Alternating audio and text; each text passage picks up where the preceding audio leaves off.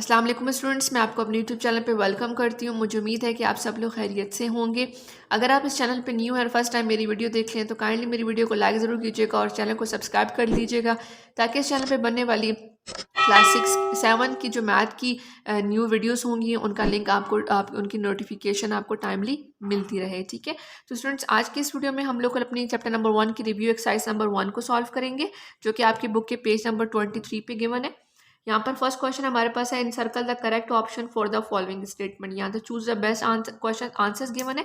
हमने यहाँ पर अपनी स्टेटमेंट को रीड करना है और बेस्ट आंसर पे हम लोगों ने सर्कल करना है। ठीक है, यहाँ पे हमारे पास फर्स्ट नंबर पे है element that are in the universal set. ऐसे एलिमेंट जो यूनिवर्सल सेट के अंदर हों but not in the set A, set A के अंदर ना हो, are member of the set called dash of the A. Subset होगा ए का, प्रॉपर सबसेट होगा, कॉम्प्लीमेंट होगा या डिसजॉइंट। तो स्टूडेंट जब हम लोगों ने यूनिवर्सल सेट में से ए के एलिमेंट्स को माइनस किया था तो उस केस में हमने पढ़ा था कि तब हम लोग ए का कॉम्प्लीमेंट फाइंड कर रहे होते हैं। ठीक है, तो यहाँ पर हम लिखेंगे कि ऐसे एलिमेंट जो यूनिवर्सल में तो हों लेकिन ए सेट में ना हो, उनको हम कहते हैं कॉम्प्लीमेंट ऑफ ए। ठीक है, तो सी वाले पार्ट को हम सर्कल कर लेंगे। पार्ट नंबर 2 है, dash the subset of every set. कौन सा सेट है जो हर सेट का सबसेट होता है? तो universal set, null set, finite set या सिंगलटन सेट।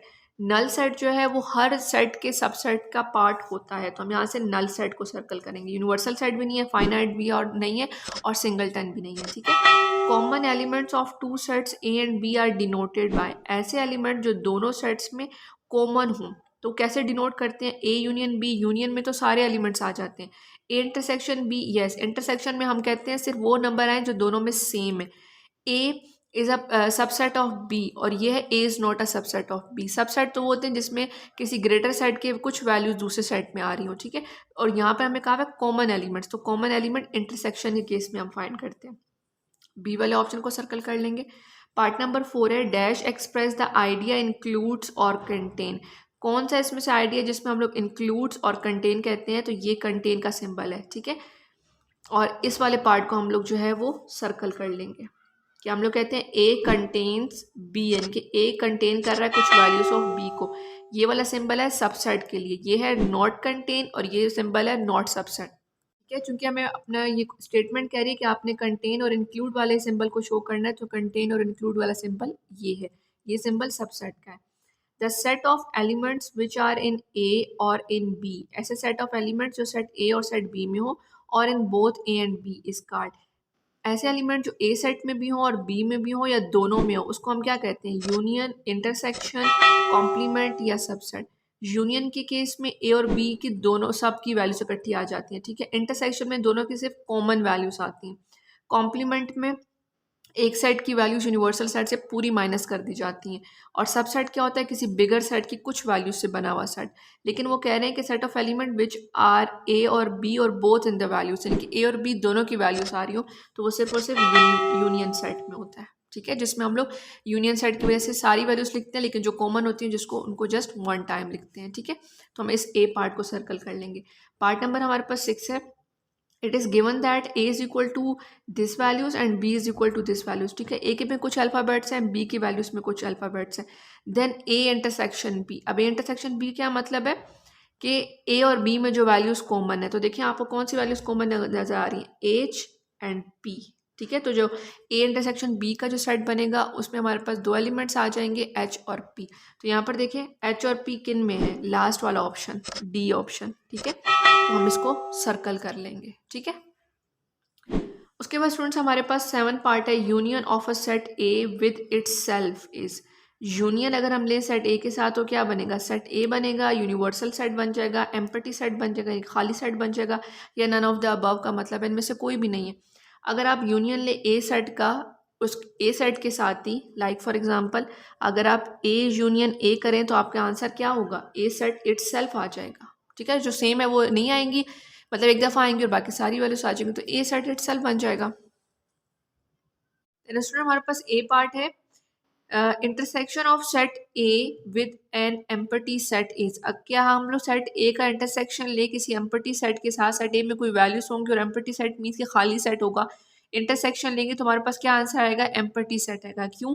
क्योंकि हमारे पास इंटरसेक्शन में वो वैल्यूज आती हैं जो दोनों सेट्स में कॉमन हो। तो एम्प्टी सेट में और सेट ए में तो कोई वैल्यू भी कॉमन नहीं आएगी, तो इसका आंसर जो है वो एम्प्टी सेट बनेगा। ठीक है, इसके बाद हमारे पास लास्ट पार्ट है क्वेश्चन नंबर 1 का 9 part, set B is a subset of A can be denoted by. Set B जो है वो सबसेट है ए का, तो कैसे लिखा जाएगा इसको? तो जो ए वाला पार्ट है यही इसका आंसर है, क्योंकि ये सबसेट का सिंबल है, और जो सेट सबसेट होता है उसको हम पहले लिखते हैं, और जिस सेट का वो सबसेट होता है वो बाद में आता है। तो इसको हम यूँ पढ़ते हैं, B is a subset of A. ठीक है, और इसको अगर हम रीड करेंगे तो इस तरह से रीड होगा, A is a subset of B. ठीक है, और B union A, B intersection है। तो सबसेट के केस में हमारा ए वाला पार्ट ठीक होगा कि B is a subset of A, तो यूँ लिखा जाएगा कि B is a subset of A. ठीक है, जिसकी तरफ इस शेप का फेस होता है इसका मतलब है वो वहाँ पर ग्रेटर सेट है, और जिसकी तरफ उसकी टेल होती है वो सबसेट होता है। ठीक है, देन स्टूडेंट्स हमारे पास रिव्यू एक्सरसाइज जो क्वेश्चन नंबर 2 है वो हमें गिवन है। It is given that universal set equals to this set. ये यूनिवर्सल सेट की हमें वैल्यूज गिवन है। यूनिवर्सल सेट कौन सा सेट होता है? वो सेट जो हमारे सेट से सबसे बड़ा सेट होता है। ठीक है, A set is equal to set of factors of 12। Factor of 12 का मतलब है वो नंबर जिन पे 12 डिवाइड होता है, और ये सेट हम कहाँ से पिक करना है? ये हमने इसी यूनिवर्सल सेट में से ही पिक करना है, क्योंकि जो बाकी सेट्स हमें गिवन होते हैं वो यूनिवर्सल सेट के ही सबसेट होते हैं। दैट्स मीन कि यूनिवर्सल सेट की ही कुछ एलिमेंट से लेकर रिमेनिंग सेट्स बनाए जाते हैं। तो हमने यहाँ पर सेट ऑफ फैक्टर ऑफ 12 वो नंबर उठाने हैं यहाँ से जो 12 पे जो 12 को कम्प्लीटली डिवाइड कर रहे हो। ठीक है, सेट बी में हमारे पास कौन सी वैल्यू आएंगी? Set of even numbers. तो यूनिवर्सल सेट में जो इवन नंबर्स हैं वो यहाँ पिक करके हम लिख लेंगे। लाइक फॉर एग्जांपल 4, 6, 8 और 10, ये इवन नंबर्स हैं, ये सेट बी के एलिमेंट्स बन जाएंगे। और उसके बाद हम लोगों ने फाइंड क्या करना है? N of A. N of A का मतलब है कि जो ए सेट के एलिमेंट्स हैं हमने उनका नंबर फाइंड करना है। यानी कि सेट ए में हमारे पास कितने नंबर्स, कितने एलिमेंट्स आ रहे हैं? 4 आ रहे हैं, 5 आ रहे हैं, 3 आ रहे हैं। वो जब हम यहाँ लिखेंगे तो उसको यहाँ से पिक करेंगे। बी हमारे पास है n of A intersection B, यानी कि पहले हम लोगों ने ए इंटरसेक्शन बी फाइंड करना है, फिर उसका n of A intersection B find करना है कि ए इंटरसेक्शन बी के अंदर कितने एलिमेंट्स आ रहे हैं, वो हमने काउंट करके लिख लेने हैं। फिर है n of A union B, यानी कि सबसे पहले हम लोगों ने ए यूनियन बी फाइंड करना है, फिर ए यूनियन बी के अंदर जितने एलिमेंट्स आ रहे होंगे उनको हम काउंट करेंगे तो n of A union B आ जाएगा। ठीक है, उसके बाद डी पार्ट है हमारे पास एन ऑफ बी कॉम्प्लीमेंट, यानी कि सबसे पहले हमें बी कॉम्प्लीमेंट फाइंड करना होगा, और फिर जो बी कॉम्प्लीमेंट के सेट में जो एलिमेंट्स आ रहे होंगे, जो वैल्यूज आ रही होंगी उनको हम काउंट करेंगे और एन ऑफ बी कॉम्प्लीमेंट लिख देंगे। ठीक है, तो स्टूडेंट्स आई होप आप क्वेश्चन नंबर 2 आपको क्लियर हो गया होगा। हम इसका सोल्यूशन स्टार्ट करेंगे तो वहाँ पर भी आपको ये अच्छी तरीके से समझ आ जाएगा। देन स्टूडेंट सबसे पहले हम लोग अपने review exercise number 1 question number 2 को स्टार्ट करने वाले हैं। यूनिवर्सल सेट की एलिमेंट्स हमें गिवन थे, हमने उनको नोट डाउन कर लिया। ए सेट जो है वो हमें डिस्क्रिप्टिव फॉर्म में गिवन था, set of factors of 12 given थे, इसका मतलब है इसके एलिमेंट्स हमने फाइंड करने हैं। तो जैसे कि मैंने आपको पहले बताया था यूनिवर्सल सेट से ही ये वैल्यूज निकलेंगी, तो यहाँ से हमने वो नंबर्स पिक करने हैं जिनके टेबल पे 12 आता है। तो 3, 4 एंड 6 ये 3 नंबर्स थे जिनके टेबल पे 12 आता है, इसका मतलब है ये 12 के फैक्टर्स हैं। बी सेट हमें गिवन था सेट ऑफ इवन नंबर्स, यानी कि यूनिवर्सल सेट से ही हम लोगों ने इवन नंबर्स को पिक करना था। तो यहाँ से हमने देखा 4, 6, 8 और 10, ये 4 हमारे पास इवन नंबर्स आ गए। ठीक है, हमने नंबर में से कोई भी इवन नंबर्स नहीं पिक करने, बल्कि वो पिक करने हैं जो हमारे पास यूनिवर्सल सेट में गिवन है। उसके बाद स्टूडेंट्स पार्ट नंबर ए था हमारे पास कि हमने फाइंड करना है एन ऑफ ए। मैंने क्या, जैसे कि आपको पहले भी बताया था, एन ऑफ ए मीन्स कि जो भी ए सेट के एलिमेंट्स हैं उनको हमने लिखना है। ठीक है, एलिमेंट्स का मतलब होता है कि जो ए सेट के अंदर वैल्यूज आ रही हैं, तो 1, 2, 3 3 एलिमेंट्स हैं ए सेट के, तो हम यहाँ लिख देंगे n of A equals to 3, और ये हमारा आंसर आ जाएगा पार्ट ए का। देन स्टूडेंट्स हमारे पास बी पार्ट है n of A intersection B, इसका मतलब है पहले हम लोगों ने ए इंटरसेक्शन बी फाइंड करना है, देन हम बता सकेंगे कि ए इंटरसेक्शन बी के अंदर कितने एलिमेंट्स आ रहे हैं। हम लोगों ने ए सेट अपना लिखा जो कि हम लोगों ने अभी फाइंड किया है, उसके बाद हम लोगों ने बी सेट की वैल्यूज को नोट डाउन किया, फिर हमने फाइंड करना है A intersection B, A set की वैल्यूज लिखी, इंटरसेक्शन बी सेट की वैल्यूज। इंटरसेक्शन में हम वो वैल्यूज लिखते हैं जो दोनों सेट्स में कॉमन आ रही हो, सेम आ रही हो। 4 दोनों सेट्स में आ रहा है, 6 ये भी दोनों में कॉमन है। ठीक है, तो 4 और 6 हमारा ए इंटरसेक्शन बी का आंसर होगा। अब चूंकि हम लोगों ने n of A intersection B find करना था, तो इसका मतलब है कि जो ए सेट इन सेट के एलिमेंट है 1 और 2, इनको हम काउंट करेंगे और यहाँ लिख देंगे n of A intersection B equals to 2। ठीक है, तो इस तरह से हमारे बी पार्ट का सोल्यूशन आंसर आ जाएगा। स्टूडेंट हमारे पास सी पार्ट है n of A union B, ये बिल्कुल वैसे ही हमने बी पार्ट सॉल्व किया। हम लोगों ने ए सेट की वैल्यूज नोट डाउन की, बी सेट की नोट डाउन की। सबसे पहले हम लोगों ने ए यूनियन बी फाइंड करना है। ए यूनियन बी लिखा, हम लोगों ने ए सेट लिखा, यूनियन बी सेट की वैल्यूज लिखी। तो यूनियन में स्टूडेंट्स आपको पता है हम दोनों सेट की वैल्यूज को लिखते हैं, लेकिन जो दोनों में कॉमन होती हैं उनको जस्ट वन टाइम लिखते हैं। तो हम कोशिश करते हैं यहाँ पर वैल्यूज को असेंडिंग ऑर्डर में अरेंज कर लेते हैं। जैसे लाइक फॉर एग्जांपल 3 यहाँ पर लिखा, ये सबसे स्मॉल था, फिर 4 दोनों में कंपेयर किया, दोनों में आ रहा था तो वन टाइम आएगा। 6 भी दोनों सेट्स में कॉमन है, वन टाइम आएगा। देन 8 और 10 आ जाएगा, ठीक है। उसके बाद हमने n of A union B find करना था। दैट्स मीन कि ए यूनियन बी सेट के अंदर जितने भी एलिमेंट्स हैं हमने उनको काउंट करके लिखना है। तो n into A union B 1 2 3 4 5, ठीक है। तो ये एलिमेंट जो है वो 5 है, तो हमने यहाँ पे लिख दिया n of A union B equals to 5। Student हमारे पास जो क्वेश्चन नंबर 2 का लास्ट पार्ट था, पार्ट नंबर डी, उसमें हमें कहा गया था कि आप लोग फाइंड करें एन ऑफ बी कॉम्प्लीमेंट। जिसके लिए सबसे पहले हमें बी कॉम्प्लीमेंट फाइंड करना है। बी कॉम्प्लीमेंट के लिए हमें यूनिवर्सल सेट चाहिए और बी सेट चाहिए। तो हमने क्वेश्चन में से यूनिवर्सल सेट को पिक किया, उसको लिख लिया, और बी सेट को लिख लिया। उसके बाद हमने बी कॉम्प्लीमेंट लिखा which is equal to universal set minus B set, यानी कि यूनिवर्सल सेट में से अगर हम बी सेट की वैल्यूज़ को माइनस कर दें तो जो रिमेनिंग वैल्यूज़ बच जाएंगी वो हमारा बी कॉम्प्लीमेंट का आंसर होगा। तो हमने यहाँ लिखा universal set minus B set की वैल्यूज़। अब अगर आप देखते जाएं तो यहाँ पर जो भी बी सेट की वैल्यू आ रही है 4 आ रही है, 6 आ रही है, 8 और 10, इनको हम यहाँ से क्रॉस कर देंगे। तो जो रिमेनिंग वैल्यूज़ रह जाएंगी यूनिवर्सल सेट में वो हमारा बी कॉम्प्लीमेंट का आंसर होगा, ठीक है। Like 3 5 7 and 9। उसके बाद हमने जो फाइंड करना था एन ऑफ बी कॉम्प्लीमेंट था विच इज़ इक्वल टू 1 2 3 4। यहाँ पर 4 लिख देंगे और ये 4 हमारा इस डी पार्ट का आंसर आ जाएगा, ठीक है। तो स्टूडेंट्स आई होप आपको क्वेश्चन नंबर 2 के 4 पार्ट अच्छे तरीके से समझ आ गए होंगे। अब हम अपना क्वेश्चन नंबर 3 स्टार्ट करते हैं। देन स्टूडेंट क्वेश्चन नंबर 3 हमें गिवन है list all the subset of 2 3 5, यानी कि जो सेट हमें गिवन है जिसके 3 एलिमेंट्स हैं, इनके हम लोगों ने सारे सबसेट्स बनाने हैं, ठीक है। क्योंकि स्टूडेंट्स जो आखिरी रिव्यू एक्सरसाइज होती है वो प्रीवियस एक्सरसाइजेस का, उस रिव्यू एक्सरसाइज के अंदर प्रीवियस एक्सरसाइजेस के सारे क्वेश्चन तकरीबन शामिल होते हैं, ठीक है। तो हम लोग ये पीछे सीख चुके हैं कि हम लोग सबसेट कैसे फाइंड करते हैं। उसी मेथड को फॉलो करते हुए हम लोग क्वेश्चन नंबर 3 को भी सॉल्व करेंगे और ये जो सेट हमें गिवन है इसके सबसेट फाइंड कर लेंगे, ठीक है। देन स्टूडेंट क्वेश्चन नंबर 3 का सोल्यूशन हमारे पास है। हमने यहाँ लिखा सोल्यूशन, यहाँ पे लिखा let A is equal to this set, ठीक है। क्योंकि इस सेट का कोई नेम नहीं गिवन था, हमने इसको ए कैपिटल ए से डिनोट कर दिया। उसके नीचे हम लिखा है subset of A is equal to 2 3 5, यानी कि यहाँ पर जिसके सबसेट्स हैं ए सेट के वो हम यहाँ पर फाइंड करने वाले हैं। तो सबसेट कैसे फाइंड होते हैं स्टूडेंट्स, हम लोग लिखते हैं 2 to the power n. N क्या होता है, एन वो वैल्यूज होती हैं जो हमारे सेट के एलिमेंट्स होते हैं। तो यहाँ पर सेट के एलिमेंट 1 2 3, 3 एलिमेंट्स हैं यहाँ पर, तो हम यहाँ पर लिख देंगे 2 to the power n which is equal to 3, ठीक है।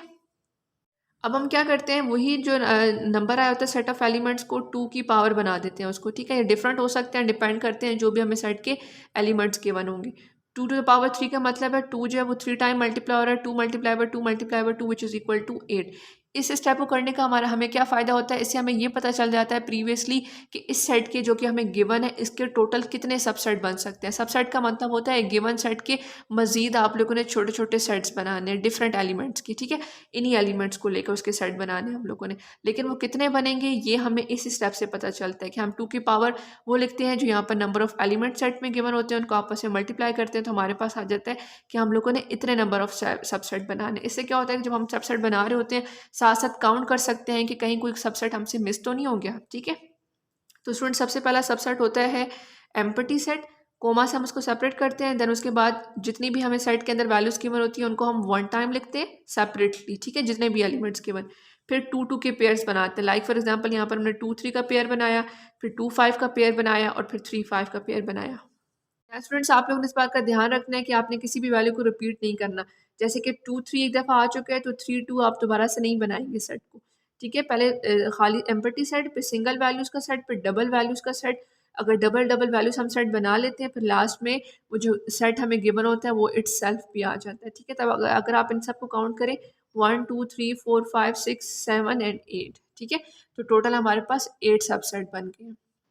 तो स्टूडेंट क्वेश्चन नंबर 3 का सोल्यूशन था, आप इसको नोट डाउन करें। इसके बाद क्वेश्चन नंबर 4 को स्टार्ट करते हैं।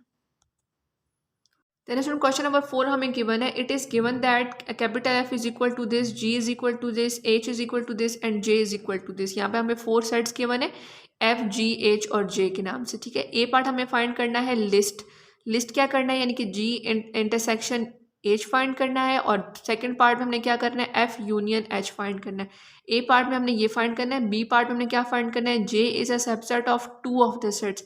जे जो है वो इनमें से दो किसी सेट का सबसेट है, यानी कि उनकी कुछ वैल्यू से लेकर बना है। तो हम लोगों ने उनको फाइंड करना है, which are the two sets, वो दो सेट्स कौन से हैं जिनसे ये जे जिनकी वैल्यू से बना है, यानी कि उन जिसके अंदर जे की दो वैल्यूज आ रही हैं। तो अगर आप यहाँ देखें तो जी के अंदर आपको 1130 नजर आएगा और एच के अंदर आपको 1130 नजर आएगा। इसका मतलब है वो दो सेट कौन से हैं, जी और एच है, जिनका सबसेट जो है वो जे सेट है। ठीक है, उसके बाद सी पार्ट हम लोग फाइंड करेंगे, suggest a suitable universal set for F G H and J, यानी कि हम लोगों ने इसका एक सुटेबल यूनिवर्सल सेट फाइंड करना है इन तीन चारों सेट की वैल्यूज़ को मिला के। तो इसका मतलब है हम लोगों ने एक ऐसा यूनिवर्सल सेट बनाना है जिसमें ये सारी वैल्यूज़ आ रही हों। ठीक है, क्योंकि ये सारे जो सेट होते हैं यूनिवर्सल सेट के ही सब सेट होते हैं, यूनिवर्सल सेट की कुछ वैल्यूज से लेकर बने होते हैं। ठीक है, तो हम यहाँ पर सब की वैल्यूज़ को लिख लेंगे और जो रिपीट हो रही होंगी उनको जस्ट वन टाइम लिख लेंगे। डी पार्ट हमारे पास है, what can you say about F intersection J, कि आप लोग क्या कहते हैं एफ इंटरसेक्शन जे के बारे में, and represent it through Venn diagram. सबसे पहले तो हम लोगों ने एफ इंटरसेक्शन जे फाइंड कर लेना है, एफ और जे का इंटरसेक्शन फाइंड कर लेना है, और उसके बाद हम लोगों ने उसको वेन डायग्राम के थ्रू भी शो करना है। अगर आप लोग एफ और जे को वैसे ही देख लें तो एफ की जो वैल्यूज़ हैं 10 20 30 40 और जे की वैल्यूज़ हैं 11 और 13, तो इनका तो इंटरसेक्शन नहीं फाइंड हो सकता, इंटरसेक्शन इनका एम्प्टी सेट आ जाएगा, क्योंकि इनमें तो कोई वैल्यू सेम है ही नहीं। ठीक है, इंटरसेक्शन में तो हम वही वैल्यू लिखते हैं, पिक करते हैं जो दोनों सेट्स में कॉमन होती है, तो इसमें तो कोई वैल्यू कॉमन नहीं है, तो इसका तो आंसर ही एम्प्टी सेट आएगा, और उसको हम लोग वेन डायग्राम के थ्रू भी शो कर देंगे। ठीक है, तो आई होप स्टूडेंट्स आपको क्वेश्चन नंबर 4 के जो 4 पार्ट्स हैं अच्छे तरीके से समझ आ गए होंगे। अब इनका सोल्यूशन स्टार्ट करेंगे तो आपको मजीद ये अच्छे तरीके से समझ आ जाएगा। स्टूडेंट्स हमारे पास ए पार्ट था, ए पार्ट के अंदर भी मजीद दो पार्ट्स थे। फर्स्ट था कि आप लोगों ने जी इंटरसेक्शन एच फाइंड करना है, हमने यहाँ लिखा जी इंटरसेक्शन एच, जी सेट लिखा जो हमें बुक में गिवन है, देन उसके बाद एच सेट लिखा, दोनों का इंटरसेक्शन फाइंड किया। इंटरसेक्शन मीन कि जो दोनों में सेम वैल्यूज आ रही हैं हमने जस्ट वो पिक करनी है, तो दोनों सेट में 11 और 13 सेम था, तो हम लोगों ने इसको पिक करके लिख लिया, और ये हमारा जी इंटरसेक्शन एच का आंसर आ गया। ठीक है, आप इससे पहले जस्ट ये स्टेप कर सकते हैं कि जी स्टेप को सेपरेट लिख सकते हैं सेट को, और एच सेट को लिख सकते हैं, फिर उनका इंटरसेक्शन फाइंड करें और उसका सोल्यूशन फाइंड करें। स्टूडेंट्स क्योंकि अब आप लोग 7th क्लास में हैं तो आप जितने ज़्यादा मैथ के स्टेप्स करेंगे उतने ही आपको एग्जाम से मार्क्स मिलेंगे। अगर आप किसी भी क्वेश्चन को शॉर्टकट या सिंपल फॉर्म में करने की कोशिश करेंगे तो पेपर में आपके उसके मार्क्स कटेंगे। ठीक है, क्योंकि बड़ी क्लासेस में जैसे आप 6 7 8 मूव करते हैं वहाँ पर आपको ना सिर्फ आपके आंसर चेक किए जाते हैं बल्कि आपके मैथ में स्टेप्स भी देखे जाते हैं कि आप कितने स्टेप्स फॉलो कर रहे हैं। तो जितने आप स्टेप फॉलो करेंगे उतने ही आपको उसके मार्क्स मिलेंगे। ठीक है, सेकेंड पार्ट था ए सेट का। ए पार्ट का जो सेकंड पार्ट था वो है एफ यूनियन एच, यानी कि हम लोगों ने एफ यूनियन एच फाइंड करना है। आपने यहाँ पर एफ सेट लिखना है, कोमा एच सेट लिखना है, उसके बाद आप लोगों ने एफ यूनियन एच फाइंड करना है। ठीक है, एफ सेट की वैल्यूज लिखनी है, यूनियन एच सेट की वैल्यूज लिखनी है। वैल्यूज बहुत एहतियात से उठाइएगा, अच्छे तरीके से सोच समझ के, ऐसा ना हो कि आप किसी डिफरेंट सेट की वैल्यू से उठा लें तो वो आपका आंसर वहीं पर क्रॉस हो जाएगा पेपर में। तो हम लोगों ने यहाँ पर यूनियन फाइंड करना है। यूनियन मीन्स कि हम लोग सारी वैल्यूज़ लिखते हैं और जो दोनों में सेम होती हैं उनको जस्ट वन टाइम लिखते हैं। तो हमने 10 से स्टार्ट किया, 10 दोनों में सेम था, जस्ट वन टाइम आ गया। देन 11 12 13 ये सारे स्मॉल लेटर से पहले आ गए, फिर 20 30 40 बाकी रिमेनिंग वैल्यूज़ भी आ गई। ठीक है, तो इस तरह से हमने एफ यूनियन एज का आंसर फाइंड कर लिया। देन स्टूडेंट्स हमारे पास बी पार्ट है जिसमें हमने ये बताना था कि जे जो है वो किन दो सेट्स का सबसेट है। तो हमने यहाँ वहाँ पर फाइंड भी कर लिया था कि जी और एच का जो है ये सबसेट है, क्योंकि जे की वैल्यूज़ जी और एच दोनों सेट्स में आ रही थी। तो हमने इसका सोल्यूशन इस तरह से लिखना है कि J is a subset of two of the sets G and H. ठीक है, ये जे जो है सबसेट है किन दोनों सेट का, जी और एच का। इसी तरह से आप लोगों ने इस स्टेटमेंट की तरह ही अपना आंसर इसका लिख लेना है अपनी नोटबुक्स में भी। देन स्टूडेंट सी पार्ट हमें फाइंड करना था कि universal set for F G H and J. ठीक है, इन चारों सेट के लिए आप लोगों ने यूनिवर्सल सेट फाइंड करना है। तो हम लोगों ने क्या करना था कि जो इन चारों सेट्स में वैल्यूज आ रही हैं, जो सबसे स्मॉल वैल्यू है हमने उससे स्टार्ट करना था।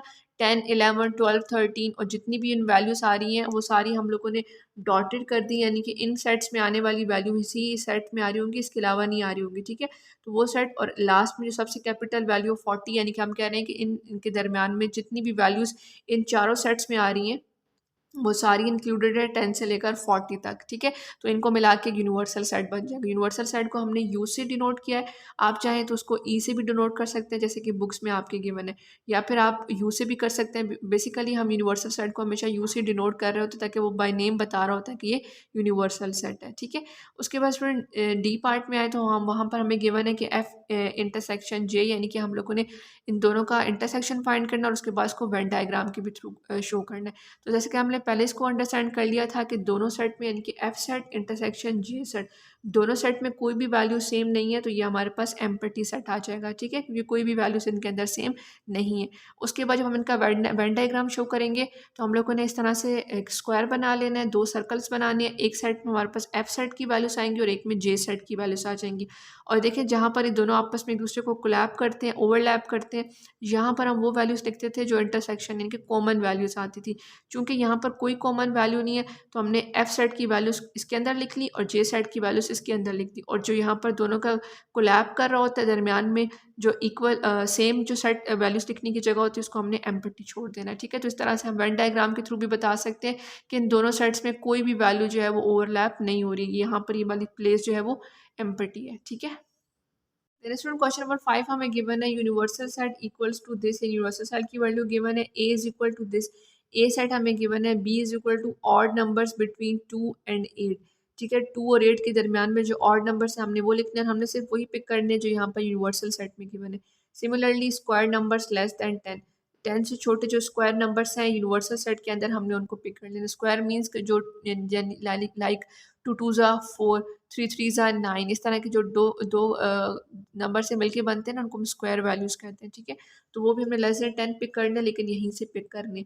उसके बाद ए पार्ट, फर्स्ट पार्ट हमने फाइंड करना है लिस्ट, यानी कि आपको ये ए टू ए जी तक सारे पार्ट्स गिवन है, आपने इनकी वैल्यूज़ फाइंड करनी है। ये जो ऊपर सेट्स गिवन है, लाइक यहाँ पर बी सेट आप लोगों ने फाइंड करना है जो कि यहाँ पर हमें डिस्क्रिप्टिव फॉर्म में गिवन है, हमने इसके एलिमेंट्स फाइंड करने हैं। फिर उसके बाद ए इंटरसेक्शन बी फाइंड करना है, A union B, A complement the complement of B. आपको कॉम्प्लीमेंट ऐसे भी लिखा हुआ आ सकता है और इसको डिस्क्रिप्टिव फॉर्म में भी लिखा हुआ आ सकता है, ठीक है। तभी इसका मतलब होगा complement of B means B dash, A complement intersection B, और जी पार्ट है A intersection B whole complement. That's mean पहले हम लोगों ने ए इंटरसेक्शन बी फाइंड करना है फिर उसका होल कॉम्प्लीमेंट फाइंड करना है, ठीक है।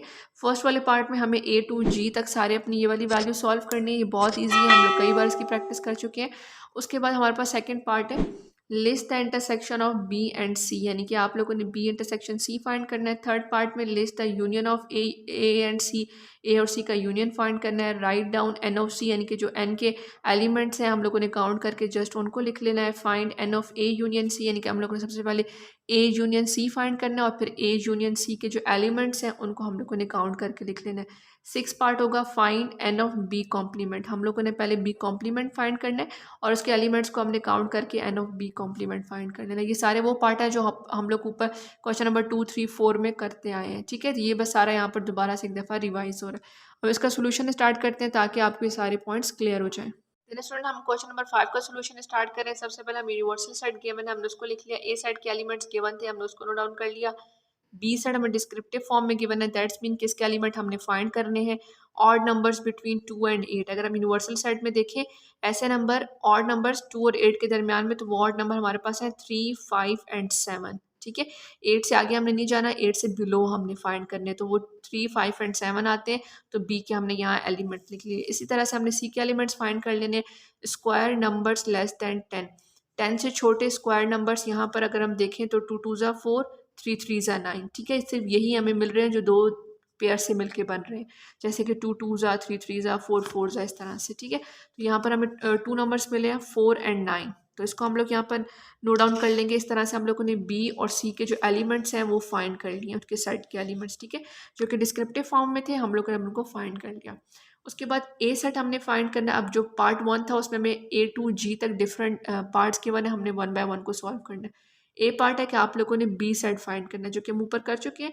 बी इज इक्वल टू 3 5 7, यानी कि 2 और 8 के दरमियान के ऑड नंबर्स, ये हमने फाइंड कर लिया, बी सेट लिख दिया और साथ में उसके आंसर मेंशन कर दिया।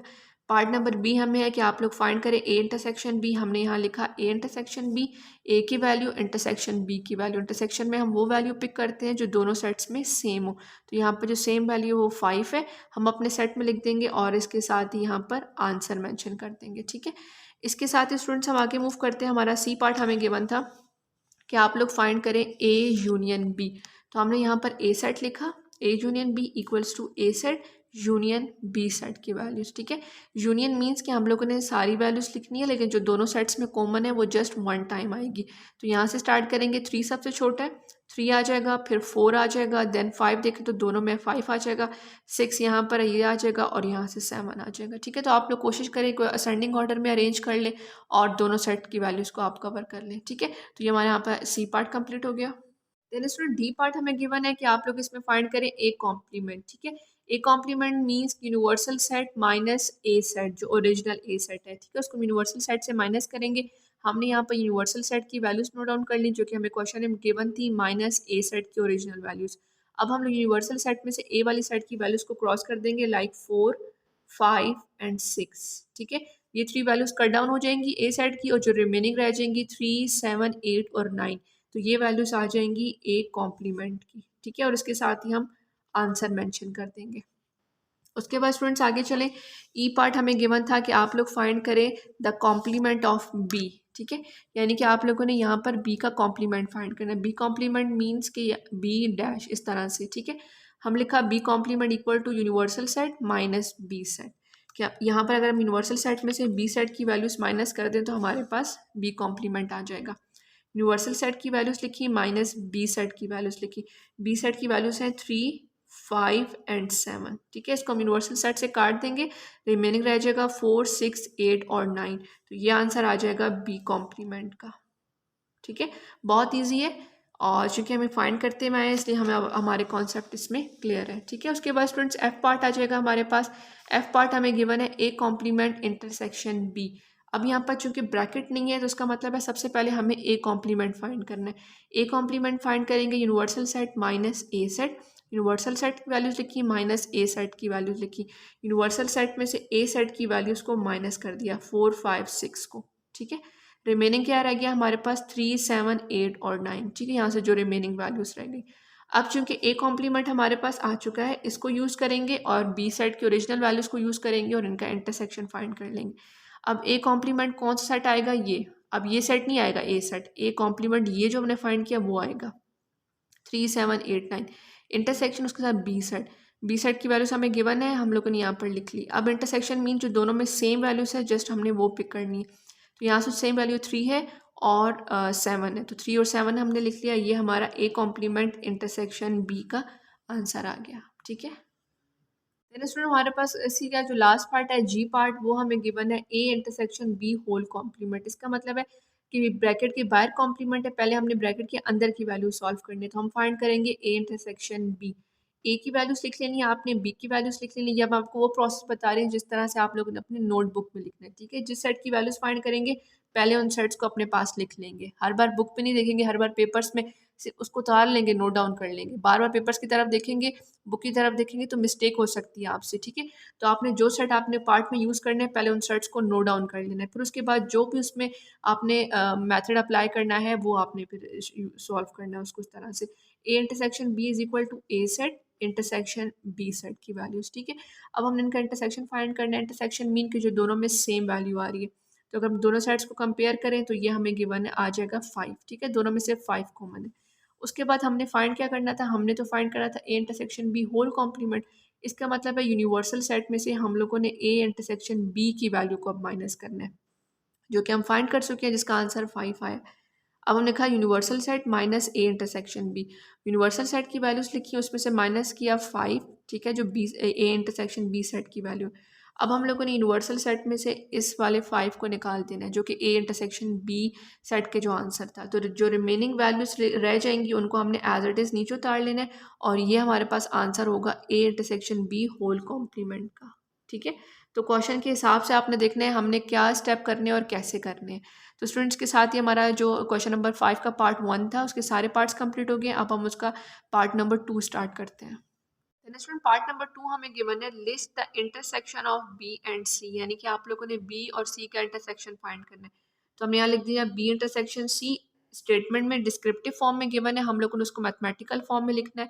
बी इंटरसेक्शन सी का मतलब है B set intersection C set. ठीक है, इंटरसेक्शन में हम वो वैल्यूज फाइंड करते हैं जो दोनों सेट्स में कॉमन होती हैं। तो बी सेट और सी सेट में कोई वैल्यू कॉमन नहीं है, तो यहाँ पर हम लिख देंगे एम्प्टी सेट, और आप चाहें तो और फाइव ये सिंबल भी लिख सकते हैं। जीरो कभी भी नहीं लिख सकते, हम ये नहीं कह सकते कि यहाँ पर जीरो आ जाएगा, जीरो इटसेल्फ एक नंबर है। ठीक है, तो इस तरह से हम लोग ये सेकंड पार्ट का सोल्यूशन फाइंड कर लेंगे। क्वेश्चन नंबर 5 का थर्ड पार्ट हमें गिवन है list the union of A and C, यानी कि आप लोगों ने ए और सी का यूनियन फाइंड करना है। हमने ए सेट की वैल्यूज को लिखा, सी सेट की वैल्यूज को लिखा, ए यूनियन सी लिख दिया। A union C equals to A की वैल्यू यूनियन सी की वैल्यू। यूनियन मीन सारी वैल्यूज आ जाएंगी, लेकिन जो दोनों में सेम है वो जस्ट वन टाइम आएगी। तो यहाँ पर 4, 5, 6 और 9, 4 जस्ट कॉमन था, बाकी सारी वैल्यूज हमारे पास आ गई, तो हमारा ए यूनियन सी का आंसर आ गया। ठीक है, तो स्टूडेंट्स इसको भी आप नोट डाउन कर लें। इसके बाद हम अपने नेक्स्ट क्वेश्चन की तरफ मूव करते हैं। देन स्टूडेंट्स हमारे पास क्वेश्चन नंबर 5 का फोर्थ पार्ट है कि right down n of C, यानी कि जो सी की वैल्यूज है उनको आप लोगों ने उनके एलिमेंट्स को काउंट करके लिख लेना है। हम यहाँ पर लिखा C is equal to C set, जो हम लोगों ने इनिशियली फाइंड किया था। एन ऑफ सी मीन्स कि इसके जो एलिमेंट्स हैं उनको हमने काउंट कर लेना है। 1 और 2 इसके एलिमेंट्स हैं, तो यहाँ हम लिख देंगे n of C equals to 2। ठीक है, इस तरह से पार्ट नंबर 4 का आंसर आ जाएगा। पार्ट नंबर 5 हमें गिवन था find n of A union C, यानी कि सबसे पहले हम लोगों ने ए यूनियन सी फाइंड करना है, और फिर ए यूनियन सी के जो एलिमेंट्स आएंगे हमने उनको काउंट करके लिखना है। तो ए सेट हमने लिखा, सी सेट लिखा, ए यूनियन सी लिखा, ए यूनियन सी। ठीक है, ये जो ऊपर सेट हमें गिवन है, यूनियन मीन हमने सारी वैल्यूज लिखनी है, लेकिन जो दोनों में सेम है वो जस्ट वन टाइम आएगी। तो ये हमारे पास आ जाएगा set n of A union C. इसका मतलब है ए यूनियन सी के जो एलिमेंट्स है आपने उसको काउंट करना है 1, 2, 3, 4, और n of A union C हमारे पास आ जाएगा 4। देन स्टूडेंट क्वेश्चन नंबर 5 का जो लास्ट पार्ट है 6 पार्ट, वहाँ पे हमें गिवन था find n of B complement, यानी कि सबसे पहले हम लोगों ने बी कॉम्प्लीमेंट फाइंड करना, फिर बी कॉम्प्लीमेंट के जो एलिमेंट्स हैं उनको काउंट करके लिखना। तो हमने बी कॉम्प्लीमेंट के लिए हमें चाहिए जो सेट यूनिवर्सल सेट और बी सेट। ठीक है, तो हमने यहाँ लिखा B complement equals to universal set minus B, universal set minus B set, और यूनिवर्सल सेट में से बी सेट की वैल्यूज को हम कट कर देंगे, यानी कि 3, 5 और 7। ठीक है, 3, 5, 7 इनको हम क्रॉस कर देंगे, और जो रिमेनिंग रह जाएंगे यूनिवर्सल सेट में वो हमारे पास आंसर आ जाएगा बी कॉम्प्लीमेंट का। ठीक है, उसके बाद हमने यहाँ नीचे इसके एलिमेंट्स काउंट करेंगे एन ऑफ बी कॉम्प्लीमेंट के लिए 1, 2, 3, 4। तो यहाँ लिख देंगे n of B complement equals to 4। तो स्टूडेंट्स के साथ ही हमारा क्वेश्चन नंबर 5 यहाँ पे कंप्लीट हो गया। इसके बाद हम अपना क्वेश्चन नंबर 6 स्टार्ट करते हैं। देन स्टूडेंट क्वेश्चन नंबर 6 हमें गिवन है इफ मैंगो बनाना, इनके A set equals to this mango banana apples and B set is equal to mango grapes apples strawberry, find A union B and A intersection B and represent the intersection through Venn diagram. कि हम लोगों ने A union B भी find करना है और A intersection B भी find करना है, और जो इंटरसेक्शन वाली वैल्यूज़ है, ठीक है, उनको हम लोगों ने वेन डायग्राम के थ्रू भी शो करना है। तो ये बहुत ईजी है, हम इसको जस्ट गो थ्रू करेंगे ताकि आपको एक दफ़ा रिवाइज हो जाए और आपको ये समझ भी आ जाए कि आप लोग इनमें कैसे वेन डायग्राम ड्रॉ करेंगे। देन स्टूडेंट क्वेश्चन नंबर 6 का सोल्यूशन स्टार्ट करेंगे। ए सेट की वैल्यूज़ को लिख लेंगे, बी सेट की वैल्यूज़ को लिख लेंगे। फर्स्ट पार्ट हमें कि ए यूनियन बी फाइंड करें। A union B equals to A set union B set. ठीक है, ये बी सेट की वैल्यूज जो बाकी रिमेनिंग थी वो मैंने नीचे लिख ली कोमा करके, और उसके बाद हमने इसका ए यूनियन बी फाइंड करना है। तो दोनों में जो हमारे पास वैल्यूज़ हैं वो सारी की सारी आएंगी, लेकिन जो दोनों में सेम है वो जस्ट वन टाइम आएंगी। सेम कौन सी है? मैंगो और एप्पल्स। ठीक है, ये दोनों में सेम है, ये वन टाइम आएंगी, और बाकी इसमें बनाना आ जाएगा, ग्रेप्स और स्ट्रॉबेरी। तो ये हमारे पास आंसर आ जाएगा ए यूनियन बी का। ठीक है, और इसके बाद हम फाइंड करते हैं ए इंटरसेक्शन बी और उसकी वेन डायग्राम भी ड्रॉ करते हैं। देन स्टूडेंट सेकंड पार्ट है क्वेश्चन नंबर 6 का, ए इंटरसेक्शन बी। हमने यहाँ पर ए की वैल्यूज़ लिखी, इंटरसेक्शन बी सेट की वैल्यूज़ लिखी। ठीक है, या आप लोग कंटिन्यू में लिख सकते हैं, अगर आप सेपरेट लिख रहे हैं तो ऊपर ए सेट लिखें, बी सेट लिखें, और फिर ए इंटरसेक्शन बी फाइंड करें। ठीक है, हम लोगों ने यहाँ ए सेट इंटरसेक्शन बी सेट की वैल्यूज़ लिखी, क्योंकि अब आपको अच्छे तरीके से समझ आ गया कि हम इसको किस तरह से अटैम्प्ट कर रहे हैं। और उसके बाद हम लोगों ने ए इंटरसेक्शन बी लिखना है। उसका मतलब है कि दोनों में जो सेम वैल्यूज़ हैं जस्ट वो आएंगी इंटरसेक्शन के केस में। ठीक है, और यहाँ पर जो सेम है वो मैंगो और एप्पल्स हैं। मैंगो एंड एप्पल, ठीक है, जो दोनों में सेम है वो ये दो वैल्यूज़ हैं, इनको हमने लिखा। उसके बाद हमने इसकी वेन डायग्राम शो करनी है। वेन डायग्राम हमने कैसे ड्रॉ करनी है, हम लोगों ने यहाँ पर एक स्क्वायर बनाना है। आप चाहें तो इसको यू सेट से भी डिनोट कर सकते हैं और इस तरह से ई भी लिख सकते हैं। दोनों का मीन है यूनिवर्सल सेट, क्योंकि स्क्वायर जो है वो यूनिवर्सल सेट को शो कर रहा होता है। उसके अंदर हमारे पास सर्कल में ए और बी सेट होता है, और ये दोनों आपस में एक दूसरे को जहाँ पे ओवरलैप कर रहे हैं, यहाँ पर वो वैल्यूज़ आएंगी जो दोनों में कॉमन है। मैंगो और एप्पल्स ये दोनों में कॉमन है, ऊपर ओवरलैप कर रही हैं। और जो ए सेट की रिमेनिंग वैल्यू रह जाएगी बनाना, वो यहाँ आ जाएगा, और ग्रेप्स और स्ट्रॉबेरी जो बी सेट की रिमेनिंग वैल्यू है वो इस सर्कल के अंदर आ जाएंगी। और जो दोनों में कॉमन है वो यहाँ पर, जहाँ पर ये दोनों सर्कल अपने आप एक दूसरे को ओवरलैप कर रहे हैं, वो यहाँ दरमियान में वैल्यूज आ जाएंगी। ठीक है, तो इस तरह से हम इसका क्वेश्चन नंबर 6 का जो वेन डायग्राम भी शो कर देंगे। देन स्टूडेंट क्वेश्चन नंबर 7 हमारे पास है find pairs of disjoint and overlapping set, यानी कि यहाँ पर हम लोगों ने बताना है कि जो सेट जो गिवन है ये डिसजॉइंट सेट है या ओवरलैपिंग सेट है। डिसजॉइंट सेट कौन से होते हैं, वो सेट होते हैं जिनमें कोई भी एलिमेंट सेम नहीं होता, कोई एक एलिमेंट भी सेम नहीं होता, उनको हम कहते हैं डिसजॉइंट, यानी कि बिल्कुल भी किसी पॉइंट पे एक दूसरे को ज्वाइन नहीं कर रहे। और जो ओवरलैपिंग सेट होते हैं ये वो सेट होते हैं जो किसी ना किसी पॉइंट में एक दूसरे को ओवरलैप कर रहे होते हैं, कि कोई ना कोई वैल्यू उनकी सेम होती है। एक भी हो सकती है, एक से ज़्यादा भी हो सकती है। अगर कोई वैल्यू सेम है तो वो ओवरलैपिंग सेट है, अगर कोई वैल्यू किसी सेट में सेम नहीं है तो वो डिसजॉइंट सेट होंगे। ठीक है, तो स्टूडेंट का सोल्यूशन हम इस तरह से लिखेंगे। हम लोगों ने क्वेश्चन नंबर 7 को स्टार्ट किया। फर्स्ट पार्ट है A set and B set. आपने सबसे पहले ए और बी सेट को कंपेयर करना है। तो देखिए यहाँ पे आपको 6 नज़र आ रहा है, 6 एंड 9 टू वैल्यूज कॉमन नज़र आ रही हैं, 6 एंड 9। ठीक है, तो अब यहाँ पर ये डिसजॉइंट नहीं होगा, ये होगा ओवरलैपिंग, यानी कि इनकी कोई तो वैल्यू सेम है। जैसे मैंने आपको पहले बताया, कोई एक वैल्यू या एक से ज़्यादा वैल्यूज भी सेम हो सकती है। हमने यहाँ लिखा A and B are overlapping set. ठीक है, क्योंकि हमें नज़र आ गया दोनों में कॉमन है। यहाँ पर जस्ट हमने ये बताना है कि ये डिसजॉइंट है या ओवरलैपिंग है, तो हम यहाँ कहेंगे A and B are overlapping set. उसके बाद पार्ट नंबर 2 हमारे पास है C is equal to C set की कुछ वैल्यूज गिवन है अल्फ़ाबेट्स में, और कुछ डी सेट की वैल्यूज गिवन है अल्फ़ाबेट्स में। ठीक है, अगर आप दोनों सेट्स का कंपैरिजन करें तो ए बी एक्स वाई और डी सेट है एम एन ओ पी, यानी कि कोई भी वैल्यू इसमें सेम नहीं है। ठीक है, कोई एक सिंगल वैल्यू भी सेम नहीं है, तो हम यहाँ लिखेंगे C and D are disjoint set. ठीक है, कोई वैल्यू भी सेम नहीं है, दैट्स मीन कि ये डिसजॉइंट सेट है, किसी पॉइंट पे भी जॉइंट नहीं हो रहे। देन हमारे पास स्टूडेंट पार्ट नंबर 3 है कि ई सेट हमें गिवन है monkey goat lion and F set given है टाइगर और गॉट। अगर दोनों कंपेयर करें तो देखिए गॉट दोनों में सेम है। ठीक है, ये हमारे पास एनिमल्स के सेट है, लेकिन यहाँ पर जो गॉट है वो दोनों में सेम है, तो हम यहाँ लिखेंगे E and F R overlapping set. ठीक है, क्योंकि इनका एक एलिमेंट तो सेम है, तो इसलिए हम इनको ओवरलैपिंग सेट कहेंगे। इस तरह से हमारे पास 4 पार्ट गिवन है, जिसमें हमें यहाँ पर दिया हुआ है जी सेट दिया हुआ है, हमें वैल्यूज कुछ अल्फ़ाबेट्स दिए हुए, और एच सेट में कुछ अल्फ़ाबेट्स हैं। अगर हम दोनों सेट का कंपैरिजन करें तो इनमें कोई भी सेट सेम नहीं है। ठीक है, कोई एक सिंगल एलिमेंट भी सेम नहीं है, तो हम यहाँ पर लिख देंगे G and H are disjoint set. ठीक है, अगर कोई भी इनका एलिमेंट सेम नहीं है तो ये डिसजॉइंट हो जाएंगे। देन हमारे पास क्वेश्चन नंबर 8 है if universal set equals to this, A set is this and B set is this. ठीक है, ये वैल्यूज हमें गिवन है। Draw a Venn diagram to represent the above sets and to illustrate their relationship. कि हम लोगों ने इन set को देखना है और इस सेट के थ्रू हम लोगों ने वेन डायग्राम शो करनी है और बताना है कि इनका आपस में रिलेशनशिप क्या बन रहा है। ये तो यूनिवर्सल सेट है, ए सेट इसकी 2 वैल्यू से बना है 1 2, और बी सेट इसकी 4 वैल्यू से बना है 1 2 3 4। ठीक है, ये तो हमें समझ लग गया। ए सेट और बी सेट जो है आपस में इनकी कोई वैल्यू सेम है, तो जी हाँ है, 1 2 और 1 2 दोनों में सेम है। इसका मतलब है कि यहाँ पर जो स्क्वायर है वो इस यूनिवर्सल सेट को शो करेगी, और जो ए सेट है और बी सेट उसके अंदर जो 2 वैल्यूज़ हैं वो ओवरलैप कर रही हैं। ठीक है, तो ये दोनों दोनों एक दूसरे को दरमियान से ओवरलैप करेंगे दोनों सेट। अगर इनकी दोनों की वैल्यूज़ आपस में कोई भी सेम ना आती तो ये दोनों अलग अलग सेट बनते। ठीक है, डिसजॉइंट सेट्स होते। तो अब इसको इसकी वेन डायग्राम बनाते हैं, फिर आपको ये ज़्यादा अच्छे से क्लियर हो जाएगा।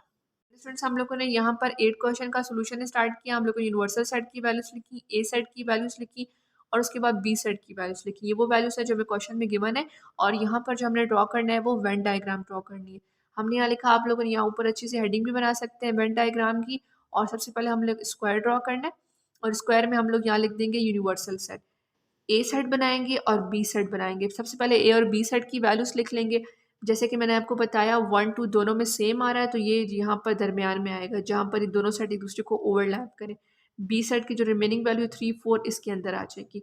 अब हम यूनिवर्सल सेट में देखेंगे कि 1 2 3 4 तो हमारा कवर हो गया, बाकी यूनिवर्सल सेट सेट की कौन सी वैल्यूज रह गई हैं, 5 6 7 8 और 9, वो यहाँ पर हम लिख देंगे यूनिवर्सल सेट के अंदर 5 6 7 8 और 9। तो इससे पता चलेगा कि होल जो यूनिवर्सल सेट की वैल्यूज़ थी वो 1 to 9 थी, उसमें कुछ वैल्यू जो है वो दोनों में ओवरलैप कर रही हैं और कुछ वैल्यू बी की हैं जो रिमेनिंग रह गई हैं, जो ए और बी नहीं दोनों में नहीं आ रही, वो यूनिवर्सल सेट के अंदर हम लोगों ने इस तरह से लिख लेनी है। ठीक है, तो इस तरह से क्वेश्चन नंबर 8 का हम लोगों ने वेन डायग्राम के थ्रू इसको शो कर देना है। देन स्टूडेंट क्वेश्चन नंबर 9 हमें गिवन है list all proper subset of the following set, यानी कि ये जो हमारे पास डिफरेंट सेट्स आए हुए हैं 1 2 3 फॉर्म में, इसको हम लोगों ने इनके प्रॉपर सबसेट्स बनाने हैं। ठीक है, तो जैसे हम लोगों ने प्रीवियसली क्वेश्चन में हम लोगों ने सबसेट बनाए थे, बिल्कुल वही वाला मेथड फॉलो करेंगे और 9th में गिवन इन 3 पार्ट्स के भी सबसेट बना लेंगे। सबसे पहले स्टूडेंट हम 9 क्वेश्चन को स्टार्ट करेंगे। सोल्यूशन लिखा लिस्ट ऑल प्रॉपर सबसेट, जो कि हमने यहाँ लिस्ट करनी है। पार्ट 1 हमें गिवन है x इज इक्वल टू जी और एच, दो एलिमेंट्स इसके गिवन है, वही जो हमने सबसेट का मेथड है वही यहाँ पर इंप्लीमेंट करेंगे। 2 to the power n which is equal to 2 to the power 2। n किसे कहते हैं, n कहते हैं नंबर ऑफ एलिमेंट्स को जो सेट में गिवन है। 1 और 2 गिवन है, इसलिए n की पावर जो है वो 2 बन रही है। ठीक है, तो 2 to the power 2 का मतलब है 2 multiply by 2 which is equal to 4। इसका मतलब है हमारे पास टोटल सबसेट कितने बनेंगे, सेट के 4 बनेंगे। फर्स्ट सेट तो एम्पटी होता है, दूसरे नंबर पे हम लोग इन सेट की वैल्यूज को सिंगल सिंगल लिखते हैं। हमने लिख लिया। ज़्यादा वैल्यूज होती तो दो दो के भी सेट बनते हैं, और चूंकि अब यहाँ पर और ज़्यादा वैल्यूज तो नहीं है, सिंगल सेट्स लिखे गए हैं, अब ये सेट इटसेल्फ आ जाएगा। तो अगर आप इन्हें काउंट करें 1 2 3 4, तो देखिए हमारे 4 सब सेट यहाँ पर बन गए। उसके बाद फ्रेंड्स पार्ट नंबर 2 हमारे पास है कि y इज इक्वल टू 5 7 9, इसके 3 एलिमेंट्स हैं, इसका भी हमने सबसेट बनाना है। तो proper subset of y 2 to the power n which is equal to 2 to the power 3। अब n की वैल्यू 3 है क्योंकि y के एलिमेंट्स ही 3 हैं हमारे पास, तो उसको हमने 2 को जो है 3 टाइम मल्टीप्लाई करना है। 2 multiply by 2 multiply by 2 which is equal to 8। इसका मतलब है इस पार्ट के 8 सबसेट्स बनेंगे। ठीक है, हम लोगों ने यहाँ पर y सेट लिखा और नीचे उसके सबसेट बनाना स्टार्ट किए।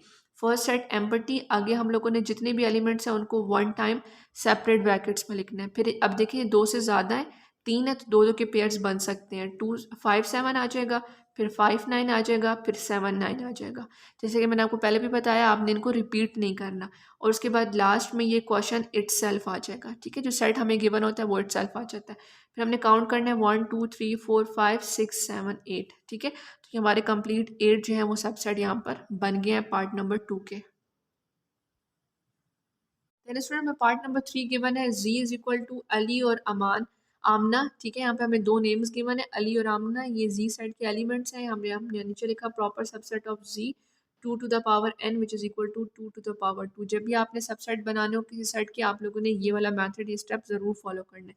इस केस में दो एलिमेंट्स हैं तो n की वैल्यू 2 आ जाएगी, 2 into 2 which is equal to 4।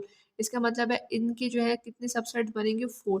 हमने अपना z सेट यहाँ रिपीट किया, फर्स्ट सेट एम्पटी, फिर जितने भी एलिमेंट्स हैं उनको सेपरेटली 1 टाइम यहाँ पर लिखा, और लास्ट में ये सेट इटसेल्फ आ जाएगा। ठीक है, तो इस तरह से हम लोग उन्हें काउंट करें तो 1 2 3 4 जितने हमारे यहाँ पर आ रहे हैं उतने सबसेट बन गए, तो इसका मतलब है हमने सही बनाया। अगर ज़्यादा कम बन रहे हैं तो इसका मतलब है हमने कहीं पर मिस्टेक की है। ठीक है, तो स्टूडेंट्स के साथ ही क्वेश्चन नंबर 9 कंप्लीट हो गया। आई होप आपको यहाँ तक अच्छी तरीके से समझ आ रहे होंगे सारे क्वेश्चन। इसके बाद हम क्वेश्चन नंबर 10 स्टार्ट करते हैं।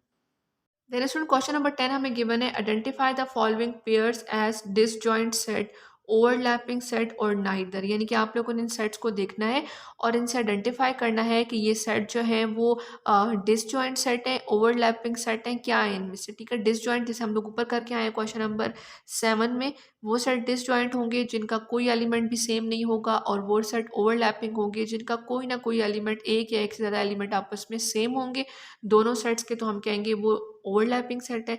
अदरवाइज अगर दोनों में अलग अलग वैल्यूज आ रही है तो हम कहेंगे वो डिसजॉइंट सेट है। कि अब इसको लिखने का मेथड आपको पता चल गया, जो कि हमने क्वेश्चन नंबर 7 में लिखा था वही हम लोग लिखेंगे। जस्ट अब यहाँ पर आपके सामने मैं इनको कंपेयर करती हूँ, आपको बता देती हूँ कि ये डिसजॉइंट है या ओवरलैपिंग है। अगर सन और स्टार इनके आप एलिमेंट्स को कंपेयर करें तो देखें दोनों में एस एस सेम है, तो इसका मतलब है ये ओवरलैपिंग सेट है। ठीक है, आप जैसे इसको ओ से और यहाँ पर हम डी से इसको डिनोट कर देंगे, D for disjoint, O for overlapping. ठीक है, और यहाँ पर लिखा हुआ है सी, सेकेंड पार्ट है C factors of 24 factors of 33। Factors mean के वो नंबर जिसके वो नंबर जिनके टेबल पे ये नंबर्स आते हैं। तो अगर हम कंपेयर करें 24 जो है वो 3 के टेबल पे आता है और 33 भी 3 के टेबल पे आता है। बाकी तो बहुत सारे फैक्टर्स होंगे लेकिन इनका एक फैक्टर हमें कॉमन मिल गया, एक को भी कॉमन मिल गया, इसका मतलब है ये ओवरलैपिंग है। तो आप इस तरह से लिखेंगे C and D set are overlapping set, ठीक है, जैसे हम लोग क्वेश्चन नंबर 7 में लिख कर आए। पार्ट नंबर 3 है E is equal to this set and F is equal to this. अब देखें ई में तो अल्फ़ाबेट्स हैं और एफ में जो है वो नंबर्स हैं, ये तो है ही डिसजॉइंट सेट, ठीक है, डी लिख देंगे यहाँ पे कि इनका तो कोई एलिमेंट सेम हो ही नहीं सकता। जी सेट हमें गिवन है 11 21 31 41 और ये 15 25 35 45, कोई सेट भी आपस में सेम नहीं है, तो ये जो जी और एच है ये भी डिसजॉइंट सेट है। उसके बाद हमारे पास फिफ्थ पार्ट है I is equal to this, mean कि आई में आपके सारे इवन नंबर्स नज़र आ रहे हैं और जे में आपको सारे ऑड नंबर्स नज़र आ रहे हैं, तो इवन और ऑड में तो कोई नंबर भी सेम नहीं हो सकता, तो ये भी हमारा डिसजॉइंट सेट है, ठीक है। तो ये बहुत ईजी है स्टूडेंट्स, आप लोगों को जैसे कॉन्सेप्ट क्लियर होने चाहिए डिसजॉइंट और ओवरलैपिंग का, और आप इसको खुद ब खुद सॉल्व कर सकते हैं। जैसे अगर आपने इसका सोल्यूशन लिखना है तो 1 लाइन का सोल्यूशन आपका बनेगा कि I and J are disjoint set, ठीक है। तो इसके साथ ही स्टूडेंट्स हमारी कोई चैप्टर नंबर 1 की रिव्यू एक्सरसाइज नंबर 1 कंप्लीट हो गई है। मुझे उम्मीद है कि आपको अच्छी तरीके से समझ आ गई होगी। अगर किसी क्वेश्चन में आप लोगों को कोई प्रॉब्लम है तो आप वीडियो को दोबारा से बैक करके भी उसको देख सकते हैं, और इनकेस अगर कुछ चीज़ आपको समझ नहीं आती तो आप कमेंट सेक्शन में मुझसे पूछ सकते हैं। Thank you so much for watching. अपना बहुत ख्याल रखिएगा। अल्लाह हाफिज़।